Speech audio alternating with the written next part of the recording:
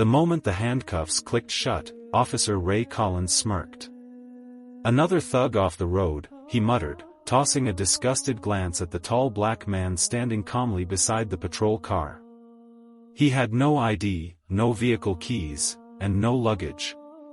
Just a long black coat, a briefcase, and the silence of dignity. "Speak up," barked Officer Daniels. "What's your name?" The man said nothing. And in less than 5 minutes, they slammed him against the hood, cuffed him, and shoved him into the back seat, face down, heart steady. Little did they know, the man they arrested was Judge Langston J. Miller, the youngest federal judge in state history. And in exactly 23 hours and 41 minutes, the same 2 officers would be standing before him, in chains. Langston had stopped at the Oak Ridge rest stop for a quick breath, returning from a quiet weekend retreat after an intense trial week. No phone. No driver. No guards. Just peace. But peace didn't last long when 2 patrol cars screeched into the lot. From the moment the cops saw him, a black man in a tailored trench coat, alone, at dusk, they assumed he was a threat. "Got a call about suspicious behavior," Ray barked. Langston calmly explained that he was waiting for his driver, who was late. He showed them the gold-embossed leather briefcase that held court files and a sealed ID. But the officers never let him finish. They mocked his calm tone, insulted his appearance, and labeled him a vagrant. He was forced to the ground, bruised, handcuffed, and shoved into the back of the cruiser.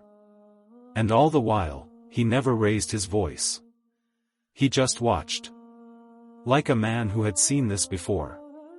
Like a man who was writing their names in his mind.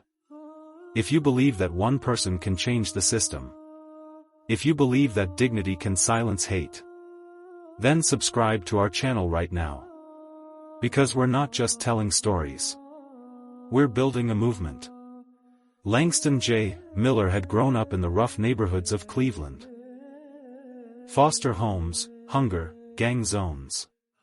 But he had also read Langston Hughes, Baldwin, and Thurgood Marshall by the time he was 12. He didn't grow bitter. He grew brilliant. By age 29, he was a top prosecutor. At 34, he became a federal judge, the youngest and only black man in his circuit. But despite his robes, he knew the system still had shadows.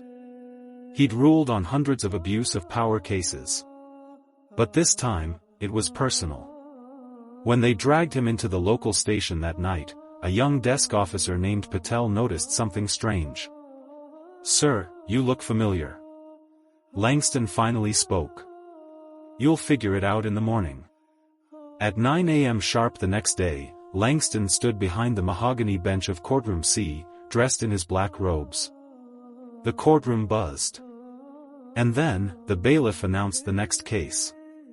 State vs. Officers Raymond Collins and Jacob Daniels, charged with false arrest, racial profiling, and abuse of authority.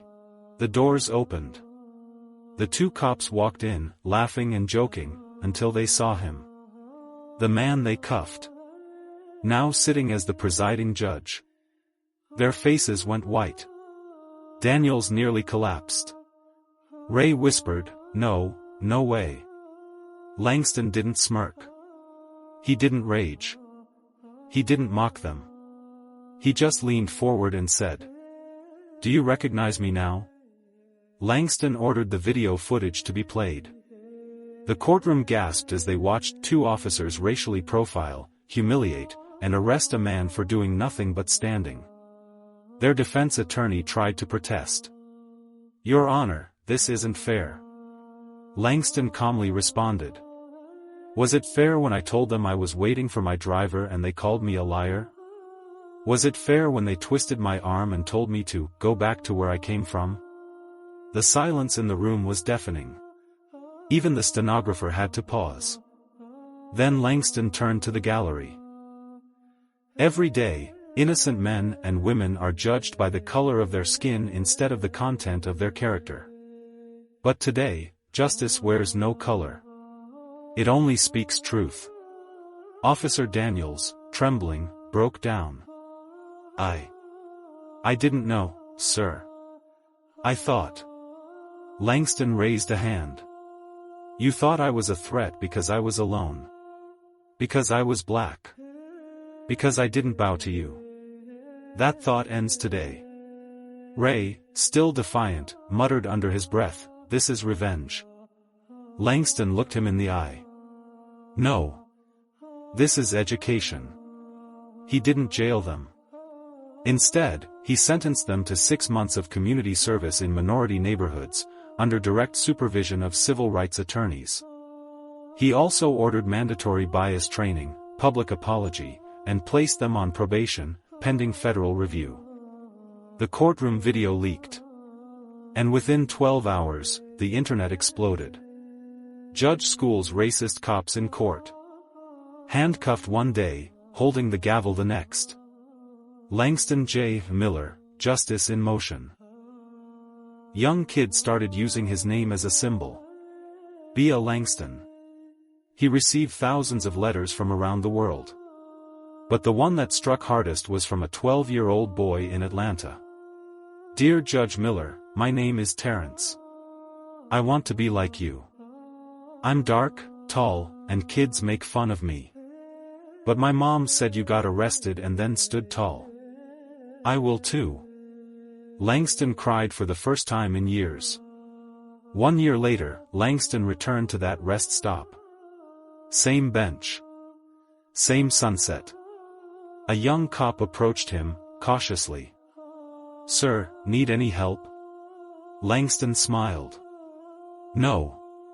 Just watching the world change. The officer paused, then added, I read about what you did. That took strength. Langston simply nodded. Real strength doesn't shout. It stands. If this story moved you, drop a comment saying, stand like Langston. Hit that like button if you believe dignity defeats hate. Subscribe for more real, powerful stories that the world needs to hear. Because this isn't just a story. It's a wake-up call. And it starts with you.